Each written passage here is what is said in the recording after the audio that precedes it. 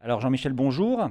Je voulais d'abord que tu situes un petit peu le contexte du confinement, comment ça s'est passé quand tu as appris la nouvelle. Comme on avait eu vent du confinement, enfin on l'avait su la veille, on a donné à tous nos élèves tous les manuels, les fichiers qu'on pouvait leur donner pour pouvoir travailler à distance.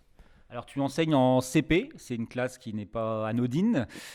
Comment ça se passe donc enseigner à distance en CP? Eh ben, c'est très compliqué, surtout pour la lecture, parce qu'on a l'habitude de les accompagner physiquement, surtout les élèves en difficulté. On leur souligne les syllabes une par une pour qu'ils puissent lire plus facilement. On les débloque sur certains mots qu'ils n'arrivent pas à lire pour continuer la lecture. Toutes ces choses-là, physiques, on ne peut plus les faire avec eux. Nous, on sait comment une situation, on peut la débloquer avec certains enfants. Soit par un petit trait d'humour, soit bon là, stop, ça y est, t'y vas. Les parents, ils connaissent pas leur enfant sous cet angle-là. Donc ils peuvent pas débloquer la situation. Je faisais un envoi par jour, j'expliquais pour chaque phase comment ils pouvaient différencier, aider leurs enfants. Et j'ai eu les retours de tous les parents, et en plus tous les mercredis, j'avais chaque parent, et là on a pu discuter avec ceux qui étaient plus en difficulté. Il leur manquait le lien avec les copains, donc j'ai demandé à chaque parent de m'envoyer une petite vidéo de leur enfant qui faisait un petit coucou à tous les copains, mais ça a posé des problèmes d'envoi de vidéos. Donc j'ai là eu beaucoup d'appels pour régler ces problèmes qui ont pris beaucoup de temps. Donc dès qu'on veut faire quelque chose d'un peu plus complexe, eh ben, ça nous demande encore plus de travail.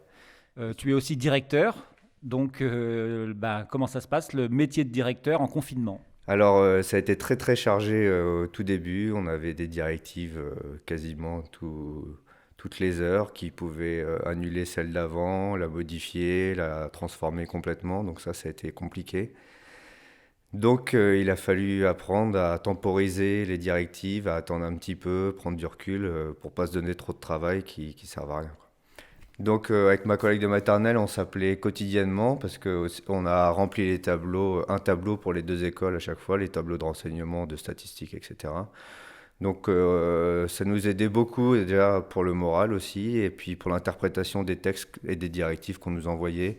Ça nous permettait d'échanger, de voir si on avait bien interprété la même chose. Et parfois, ben, on se rendait compte on n'avait pas du tout interprété pareil, et ça nous permettait d'en discuter. Et ça, c'était vraiment bien. Ça nous soulageait, ça nous permettait aussi de prendre du recul sur ce qui nous était demandé. Est-ce qu'il y a des outils qui ont été utilisés pour gérer aussi ce confinement entre collègues? Bah oui, oui, pour se passer les informations entre collègues, on a mis en place un groupe de messagerie collectif. Ça nous permettait de grouper les informations sur les familles surtout. Et puis moi de leur rappeler quelques documents à m'envoyer de temps en temps pour la hiérarchie. Alors, est-ce que cette épreuve, si je peux appeler ça une épreuve, aura changé un petit peu à la fois ton métier d'enseignant et ton métier de directeur? Bah, je pense que le fait de communiquer avec les parents par mail numériquement, ça va permettre si on continue à prendre cette habitude, de dématérialiser pas mal de courriers et d'informations. Donc ça va peut-être à garder. On a aussi tissé d'autres liens avec certains parents parce qu'on a beaucoup discuté. Ça va sûrement souder les relations entre l'école et les parents.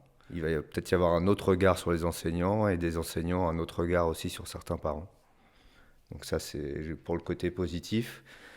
Ensuite, bah, en classe, on attend le retour avec impatience. On ne sait pas si les élèves ont travaillé correctement tous, s'ils ont tous avancé. Et ça, c'est un peu l'angoisse du retour.